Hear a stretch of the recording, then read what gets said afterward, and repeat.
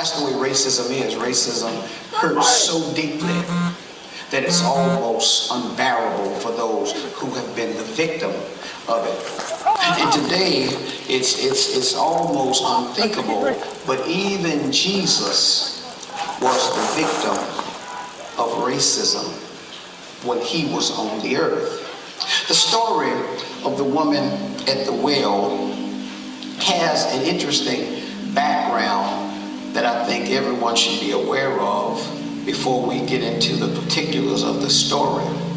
The background is that Jesus was a Jew and the woman at the well was a Samaritan. Now, the differences were very stark and very glaring. Jews were considered to be a whole or a complete race. The bloodline was not mixed with those of outsiders. Samaritans, on the other hand, were considered to be a mixed breed. They were people who had interbred through the generations with other races and other cultures. And so they were all mixed up in what they believed and what they looked like. Also, Jews were what's known as monotheistic. In other words, Jews only worship one God. By contrast, Samaritans worship several gods. Yes, they worship the Lord, but they also worship the gods of the people that they were around. And not only was there a difference in the way that the two groups worshiped, but there was also a difference in the way that the people were thought of. Jews were thought of as a holy people. And that doesn't mean they were perfect by any means, but at least they were thought of as being holy. Samaritans were largely thought of as corrupt and apostate, and they were not trusted, and a lot of people didn't like to be around Samaritans. Samaritans were often talked about, and they were often criticized, and they were often stereotyped, whereas the Jews were considered God's people. And so when we have a story of the woman at the well, what we see are two different cultures coming together.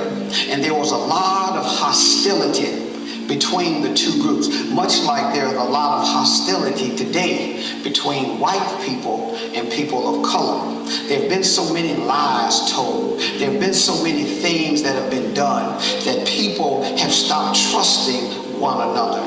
That's the way it was between the Jews and the Samaritans. They had become to the point that there was almost a wall between them. There was a wall of hate. There was a wall of suspicion. There was a wall of anger. And whenever you have people who are divided in such a way, one of the things that happened is that lies began to circulate and lies become as truth. And when you have lies that are sown, it is hard to undo a lie that has been taught and it has been perpetuated over the years and over the generations. And so whenever people of different cultures and different races come together, before they can ever look at one another, they have to wade through the lies that have been told. They have to wade through the stereotypes that have been told. That's why it's so hard to get racism out of the world. That's why it's so hard to get racism out of society, because most of us have to look at the people that we don't trust through the lens of suspicion. We have to look at them through the lens of untruths and through the lens of lies and all kinds of inaccuracies that have been laid down over the generations. And as soon as we see somebody, we automatically think something about them, whether it's true or not. And that's what brings us to the story of the woman at the well. And so the story has three interesting parts. The story has the encounter where Jesus and the woman met at the well.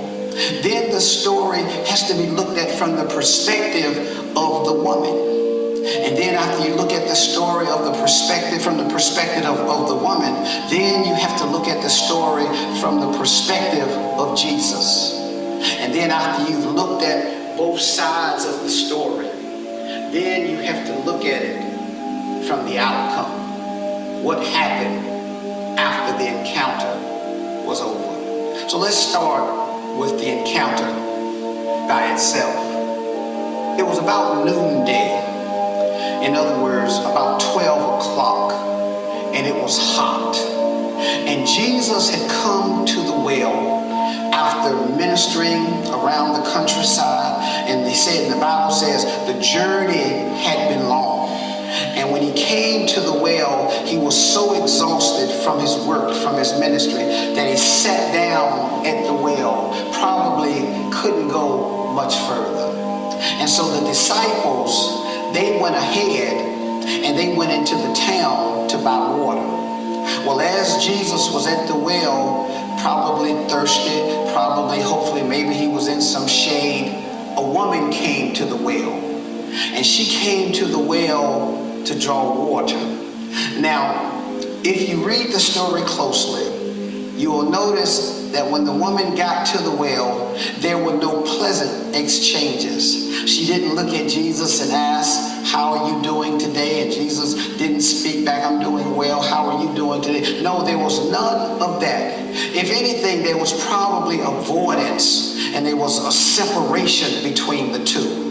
And the woman, seeing Jesus, probably act like she didn't see him. See, that's the way racism does. When people don't want to associate with somebody, they'll even act like the person's not there. They act like they don't see him. They'll look down or they'll look away. So she came to the well to draw water, and Jesus was there. But they did not communicate. But as she was preparing to draw water, Jesus asked her, will you give me a drink?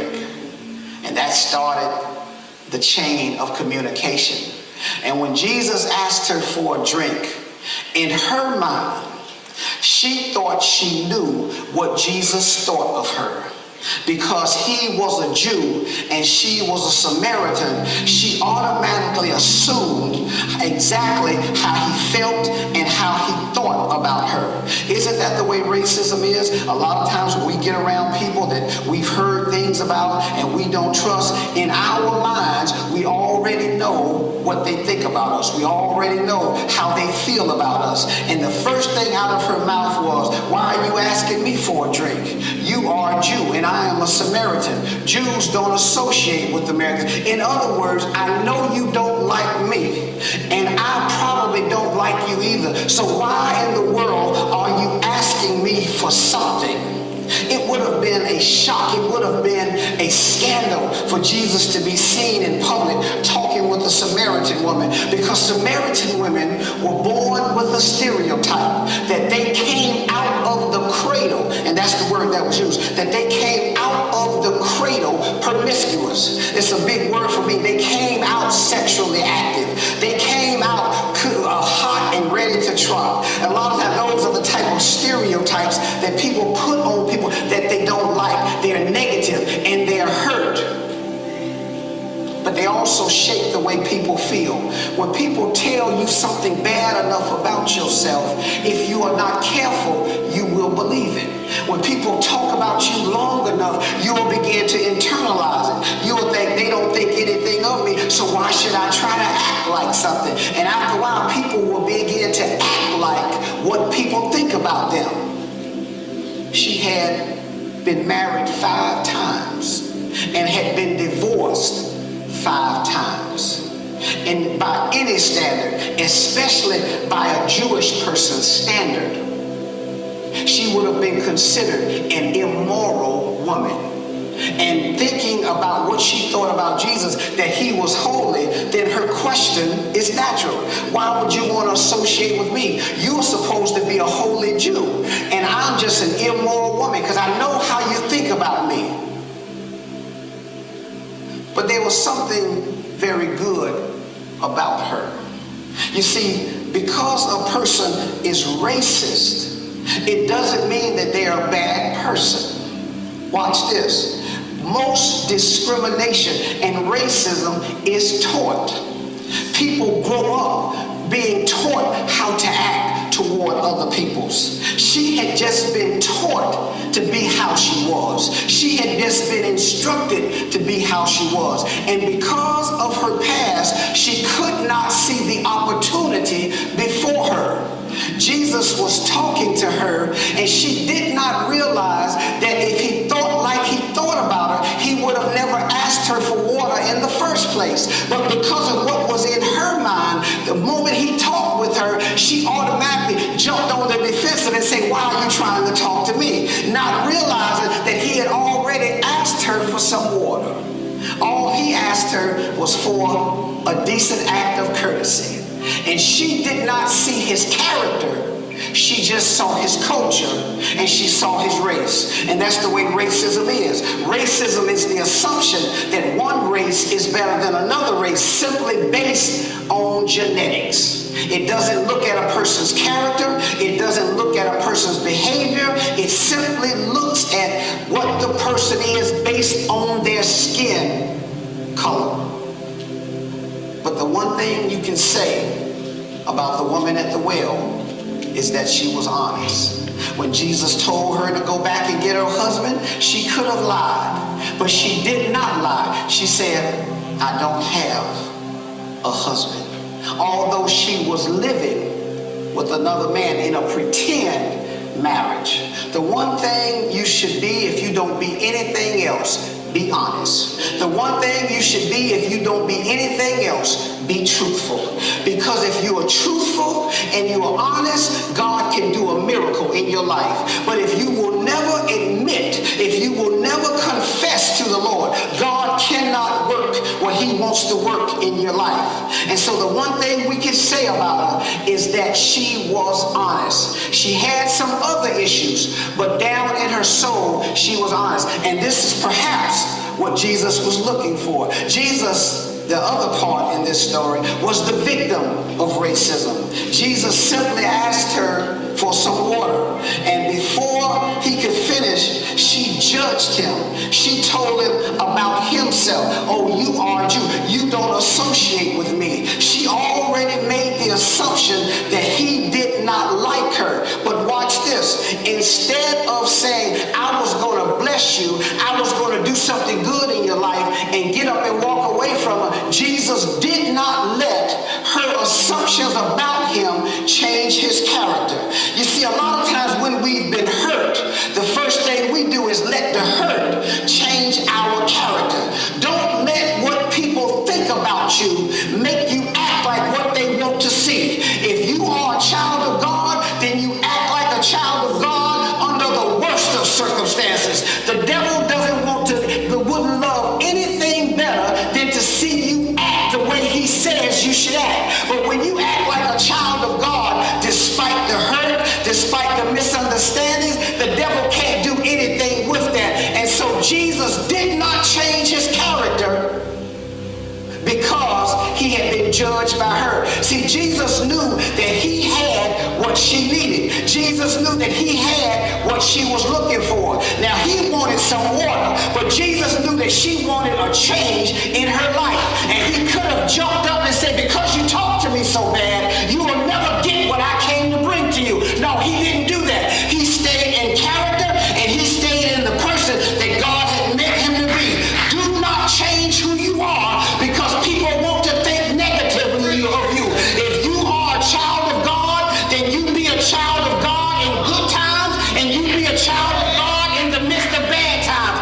Jesus stayed exactly like he was, and he did not remove her blessing because she did not understand who he was.